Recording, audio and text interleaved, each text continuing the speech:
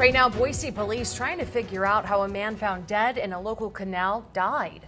And why he was in the waterway. Someone calling in around 6:30 this morning after seeing the man's body.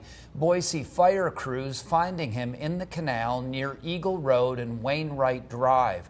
Officials reminding you to stay away from canals as they can be dangerous, and we'll keep you updated on his identity.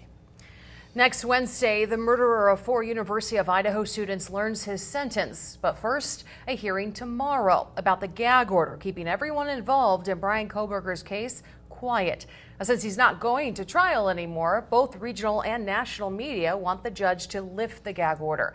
Kohberger accepting a guilty plea deal to avoid the death penalty and a trial 2 weeks ago. If the judge approves this request tomorrow, everyone involved can start talking about the case. We'll let you know what happens tomorrow morning. You can watch it live on our website. Kohberger stabbed these 4 friends to death in November 2022 in a Moscow home. Ethan Chapin, Xana Kernodle, Madison Mogan, and Kaylee Gonsalves. Kohberger's deal comes with 4 consecutive life sentences plus 10 years without the possibility of parole or appeal. President Trump is calling the push for the White House to release more documents related to the late sex offender Jeffrey Epstein a hoax. It's all been a big hoax. It's perpetrated by the Democrats, and some stupid Republicans and foolish Republicans fall into the net, and so they try and do the Democrats' work. The questions stem from a promise by the Justice Department at the start of Trump's term to release Epstein's client list. Attorney General Pam Bondi recently said there's no such list and the case is essentially closed. Trump calls the fuss a waste of time, but even some Republicans are saying it's suspicious. I do think there needs to be more transparency. I do think that all needs to move forward. And I think the administration needs to address that. I think that the American people need to see what's in there, and that's not hard to understand across the board. Government's supposed to work for us, and it looks like they don't want to present everything, but maybe we hadn't. If there's nothing there, show the blank sheet. In a post online, Trump even slams those Republicans demanding more information, saying, quote, "Let those weaklings continue forward and do the Democrats' work." He adds he no longer wants their support. Living life in the fast lane comes with consequences, like charges. A Boise County deputy arresting a biker after catching them at 110 miles per hour. The sheriff says that's not just fast, it's dangerously reckless. Law enforcement keeping an eye out for motorcyclists right now because this time of year, dangerous riding increases, putting lives at risk. We're still in the 100 deadliest days of summer out on our roads, and the Idaho Transportation Department is reminding drivers to slow down. Law enforcement agencies across the state are ramping up speed patrols this month. From July 20th through the 26th, Idaho officials are partnering with neighboring Washington, Oregon, Montana, and Alaska to coordinate patrols across state lines.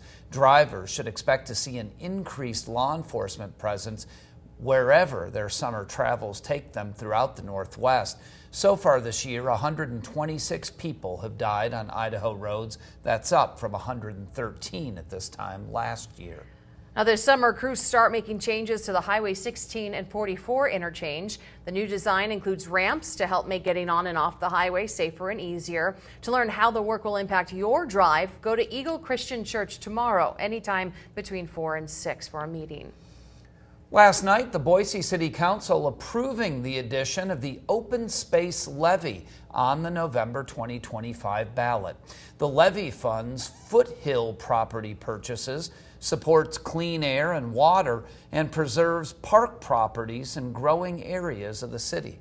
The things that makes Boise so unique is our park system, and that we can actually see our foothills. And there are places in the West where and throughout the other parts of the country where you really can't see the natural habitat of mountains and foothills because of development. This has been something so unique to Boise that I think makes us really special. And the advantage of a levy is that taxpayers can choose whether they want to continue that. And so it will be their choice about whether they want to use their tax dollars to spend money for open space, and that's a powerful choice. Boise voters will have that chance in the upcoming November election to vote on the utilization of those levy funds toward open space and clean water funding. The Snake River Stampede supports the plan to transfer ownership of the Fort Idaho Center from the city of Napa to the College of Western Idaho. The event calling the venue home for nearly 3 decades. The people behind the event don't expect it to change in ownership to impact what they do, and they say they trust CWI's track record. The Nampa City Council has to approve the transfer of ownership to the CWI Board of Trustees for it to happen. Reverend Thomas Hennon, a longtime Iowa priest, is being appointed bishop of the Diocese of Baker, Oregon. At 47, Hennon is the youngest bishop to lead a U.S. diocese. He currently serves as vicar general of the Diocese of Davenport, and pastor of Sacred Heart Cathedral in Iowa. This story from McCall is quite the catch. Aaron Gotchi from Utah catching this 42-inch lake trout from Payette Lake, setting a new catch and release state record. He beat the previous record set by Dylan Smith in 2018, and there's nothing fishy about it, Janae. This record resulting after Idaho Fish and Game spent years restoring the lake trout population, which had been declining since the early 2000s. I bet I know what the weather's going to be like. Hot? Hot and dry. Dry and rolling. I was going to talk to Roland about that fish to see if he's ever caught anything like that. I've never caught. That's one heck of a fish story, though, isn't it? It is Yeah. a good fish story. One Nothing big. about it. That's one that didn't get away, but That's I'm right. glad he released it. Something that big, something that beautiful should be out in the wild. Definitely. But I wonder what that fish eats. A lot. 40-inch fish. Whatever it is, a lot. I have a feeling it's more than just little flies, probably some ducks and things of that nature, or other fish. Ducks. Yeah. Maybe. A big fish like that, it'll just... Raccoons, whatever gets in its way. Whatever gets in the water, you're on your own, baby. Okay, yes indeed. Temperature readings today on the cooler side. Yesterday we had a cold front that went through the Treasure Valley in the morning. We said that was going to help to cool us down. It did yesterday, and it's keeping us on the relatively cool side today compared to where we should be this time of the year. And easily this time of the year, high temperatures are supposed to be in the mid-90s, but look at Boise. 87 degrees. Ontario is at 88 degrees right now. Caldwell 89. Mountain Home, you're at 91 degrees. 78 degrees in McCall. Now all of these temperature readings are going to start jumping upwards significantly. In fact, the adventure cast for the local mountains will see temperature readings tomorrow jumping out of the 70s into the mid 80s. Friday 86, and then Saturday the numbers start coming down once again, back down to about 81 degrees. So the high pressure that's going to start baking our atmosphere once again is centered right here along the west coast. That high is going to start inching inland. It's pushing away that cool northwesterly flow that we've enjoyed over the last couple of days, but the high pressure, as it centers itself over the state, is going to invite the hotter air, and that's why temperature readings all of a sudden tomorrow are jumping up to near 100 degrees in the Treasure Valley. So it's going to be about an 8 to 10 degree increase in temperature readings throughout the region. So McCall tomorrow at 84, Cascade at 88, Council at 97.